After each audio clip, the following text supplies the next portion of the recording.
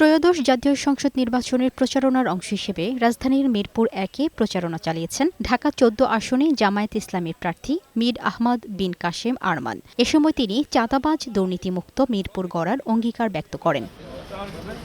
এদিকে ঢাকা ১৭ আসনের অন্তর্ভুক্ত ভাসানটেকের মাটিকাটা রোডে প্রচারণা চালিয়েছেন জামায়াতের প্রার্থী খালিদুজ্জামান। এ সময় তিনি ভোটারদের কাছে দাঁড়িপাল্লায় ভোট চান।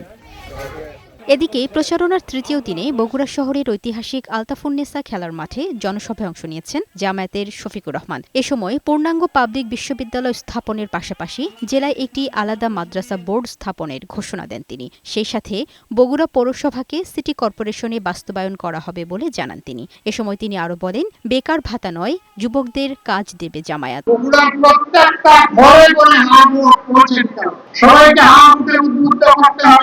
ন্যায় বিচার সকলের জন্য নিশ্চিত করা হবে। কোন রাজনৈতিক দল কিংবা যত প্রভাবশালী ব্যক্তি হন বিচারের দিকে চোখ তুলে তাকাতে পারবে। ২ দিনের নির্বাচনী সফরে এসে সকালে রংপুরে জুলাই বিপ্লবের প্রথম শহীদ আবু সাঈদের কবর জিয়ারত করে তার পরিবারের সাথে সাক্ষাৎ করেছেন জামাত আমির। এ সময় জাতিকে ন্যায় বিচার প্রতিষ্ঠা সহ রাষ্ট্র গঠনে ঐক্যবদ্ধ করতেই ১০ দলের ঐক্য জোট করেছেন বলে জানান তিনি। আমরা তাদের স্বপ্ন বাস্তবায়নে কাজ করে যাব ইনশাআল্লাহ। আমরা আমাদের জাতিকে বিভক্ত করতে দেব না।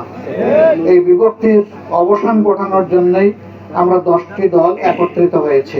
গাইবান্ধার পলাশবাড়ীতে নির্বাচনী জনসভায় যোগ দিয়ে সবাইকে গণভোটে হ্যাঁ এর পক্ষে রায় দেওয়ার আহ্বান জানান জামাত আমির। আমি বলবো, গণভোট সফল হলে সাধারণ নির্বাচন সফল হবে, তাই গণভোটের পক্ষে হ্যাঁ বলতে হবে। সিরাজগঞ্জে জনসভায় যোগ দিয়ে ক্ষমতায় গেলে এই জেলার হারিয়ে যাওয়া তাঁত শিল্পকে ফিরিয়ে আনার প্রতিশ্রুতি দেন জামায়াত আমির। গণভোটে হ্যাঁ মানে হচ্ছে উসমান হাদি তোমাকে কথা দিচ্ছি তোমার বিচার হবে। গণভোটে হ্যাঁ মানে ১৪০০ শহীদকে কথা দেওয়া হচ্ছে তোমাদেরও হত্যাকাণ্ডের বিচার করা হবে। লামিয়া আক্তার, বৈশাখী সংবাদ।